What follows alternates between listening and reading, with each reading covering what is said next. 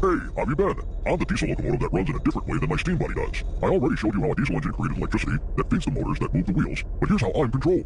The engineer is in the cab. Wow, look at all those dials and handles. Now, those dials show things like air pressure for the brakes, how much electricity is being made, and, most important, the speed. But there's really only three things the engineer needs to use to make the train move: the brakes, the reverser, and the throttle. The reverser, which controls forward and back, is moved to the forward position. Now, there are a couple of brakes, one for the whole train, and one for me, the locomotive.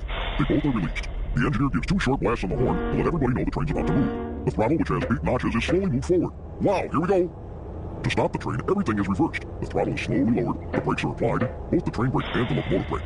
Once the train comes to a stop, the reverser is placed in neutral. If you want to back up, the reverser is put into reverse, the brakes are released, and the engineer gives 3 short blasts on the horn to let everybody know the train is backing up. Then, the throttle is slowly flipped into position. Either direction, this train is on its way.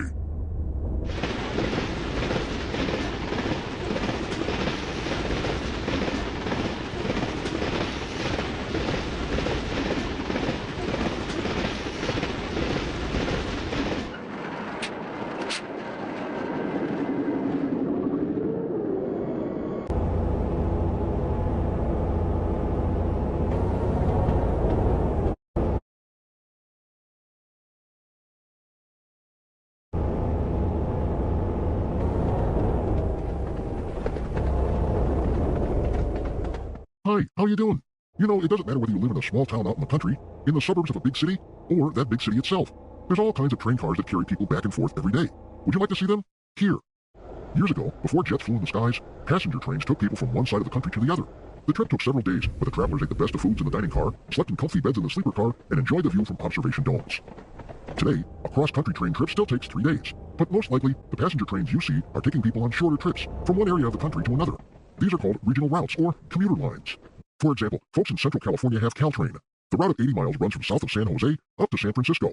More than 60,000 people ride Caltrain every day, going to work, to shop, even to see the San Francisco Giants play baseball.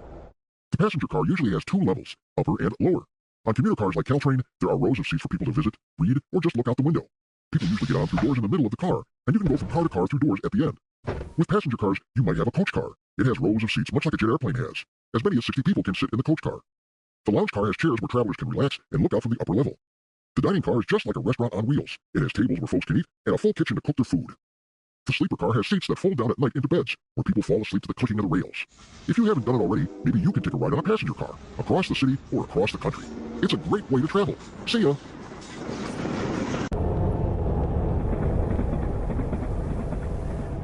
Hello there, let's talk trains. We all know that trains run on tracks. Would you have any idea how many miles of tracks there are in America? Yes. 5,000 miles? No. 10,000 miles? No. 100,000 miles? No, but you're getting warmer. There's more than 200,000 miles of railroad tracks in the U.S. Wow, that's almost enough track to spread from the Earth to the Moon. Well, how do those tracks get there? Nobody woke up one morning and poof, the tracks were just there. Somebody had to build them. Here, let's take a look. Usually, a mound of gravel has to be laid first. That's called ballast. Then, wooden or concrete crossbars are put down. They're called ties in America, but they're called sleepers in Europe. Then, steel rails are laid down across the ties and fastened down. It's hard work and takes a lot of time. Back in the 1800s, teams of workers did everything by hand. They would drop the ties on the ballast, then drop the rails down and fasten them with spikes. These men were known as dandy dancers. In the late 1800s, a man named Robert Hurley designed a machine that laid ties first, then laid track. But even with a machine, as many as 25 or more workers were needed to get the job done. Today, machines still do the heavy work. A tractor pulls the first flat car, which lays down the ties at just the right spacing. Then, rails from a second car are fixed onto the ties. As many as 10 ties per minute are laid down. And these huge machines will lay down as much as 1 mile of track in a day. Pretty cool, huh? Machines just like these are used to fix and replace tracks too. So next time you see a train go roaring by, you can tell everyone just how those tracks got there. Remember, be safe. When you see tracks, think trains. See ya! Hey, isn't it awesome when a train goes roaring past? Wow, that train must be flying. Did you ever wonder just how fast that train is going? Wait. Before we talk about speed, maybe we should know what we're talking about. We usually measure speed in miles per hour, or mph.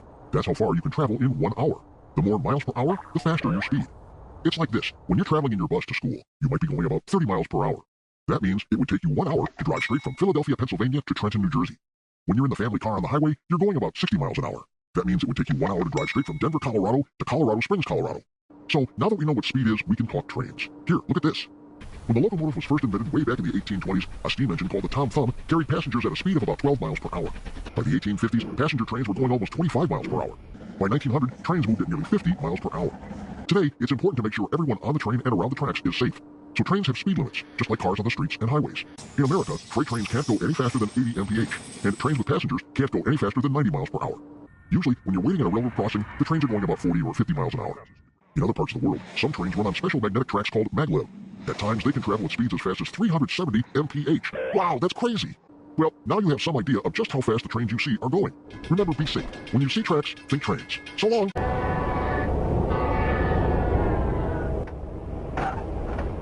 Hi. If you haven't seen me before, I told everyone about being safe around trains. But I figured you might also want to know what all those different cars are that you see a big engine pulling in a freight train. I can show you. Just look. At the front, you've all seen the big diesel engine. It's big and powerful, and it pulls all the cars behind it. And here's what used to pull train cars years ago. It's a steam engine.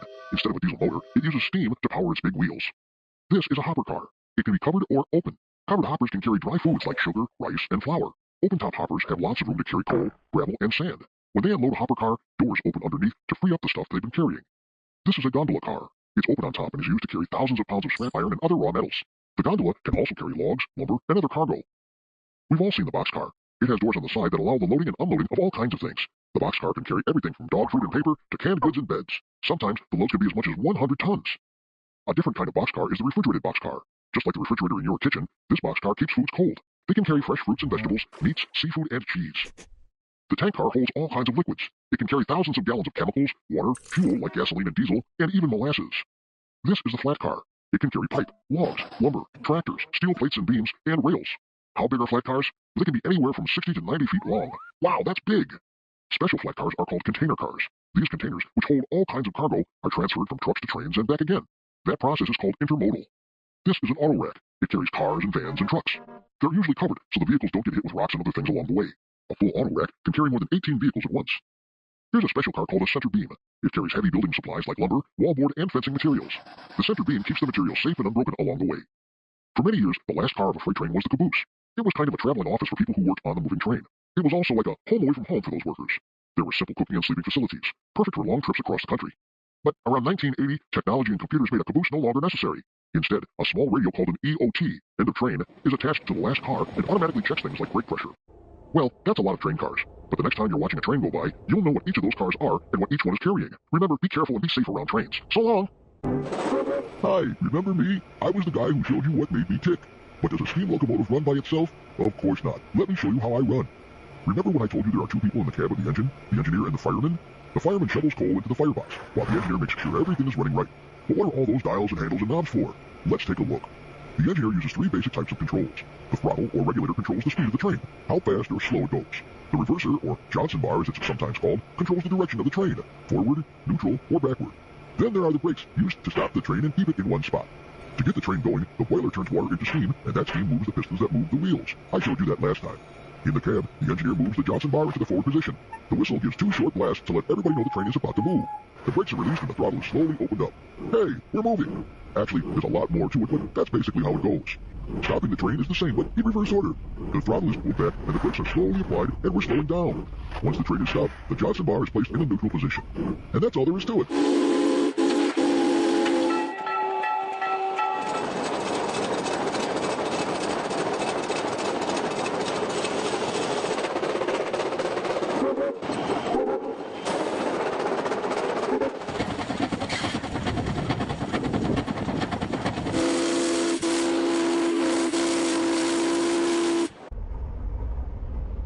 Hi there, I'm Kirby Caboose. I used to be part of every freight train that ran in America, but not anymore.